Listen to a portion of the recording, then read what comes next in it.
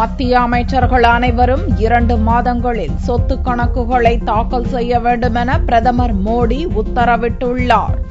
சிறந்த ஆட்சி முறையை அளிப்பதில் தீவிர கவனம் செலுத்தி வரும் பிரதமர் நரேந்திர மோடி தனது அமைச்சரவையில் இடம்பெற்றுள்ளவர்களுக்கு புதிய உத்தரவை பிறப்பித்துள்ளார். இதன் அடிப்படையில் மத்திய அமைச்சர்களுக்கான நடத்தை விதிகளை உள்துறை அமைச்சகம் திருத்தி வெளியிட்டுள்ளது. அதில் அமைச்சர்கள் மற்றும் அவர்களது குடும்பத்தினரின் அசையா மற்றும் அசையும் சொத்து விவரங்கள், கடன்கள் மற்றும் செய்து வரும் தொழில் விவரம் ஆகியவற்றை ஆகஸ்ட் 31ஆம் தேதிக்குள் பிரதமரிடம் அளிக்க வேண்டும் என கூறப்பட்டுள்ளது.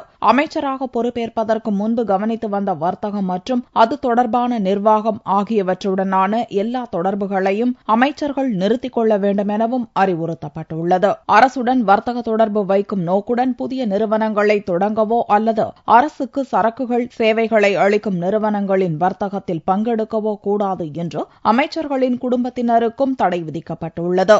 இதை அமைச்சர்கள் உறுதிப்படுத்த வேண்டும் எனவும் மோடி வலியுறுத்தியுள்ளார். வெளிநாடுகளில் உள்ள இந்திய தூதரகங்களில் தங்களது மனைவியரையோ அல்லது தங்களது குடும்பத்தினர், நண்பர்களையோ அமைச்சர்கள் பணியமர்த்தவும் மோடி தடை விதித்துள்ளார். அசையா சொத்துக்களை அரசுக்கு விற்பது அல்லது அரசிடமிருந்து வாங்குவது போன்றவற்றுக்கும் அமைச்சர்களுக்கு தடை விதிக்கப்பட்டுள்ளது. அது மட்டுமின்றி எந்த காரணம் கொண்டும் அமைச்சர்களோ அல்லது அவர்களது குடும்பத்தினரோ தங்கள் தொடர்புள்ள எந்த அமைப்புக்கும் நன்கொடை பெறக்கூடாது என்றும் கட்டுப்பாடு விதிக்கப்பட்டுள்ளது. ஆட்சிப் பணியில் நடுநிலையுடன் நடந்து கொள்ள வேண்டும் எனவும் IAS மற்றும் IPS அதிகாரிகளை அவர்களது பொறுப்புக்கு விரோதமான காரியங்களை செய்யும்படி வற்புறுத்தக்கூடாது என்றும் அமைச்சர்களுக்கு பிரதமர் மோடி அறிவுறுத்தியுள்ளார். இதுபோன்ற பல அம்சங்கள் அடங்கிய புதிய நடத்தை விதிமுறைகளை அமைச்சர்கள் கடைபிடிப்பதை உறுதி செய்வதற்கு பிரதமரே நேரடியாக கவனிப்பார் என்றும் அறிவிக்கப்பட்டுள்ளது.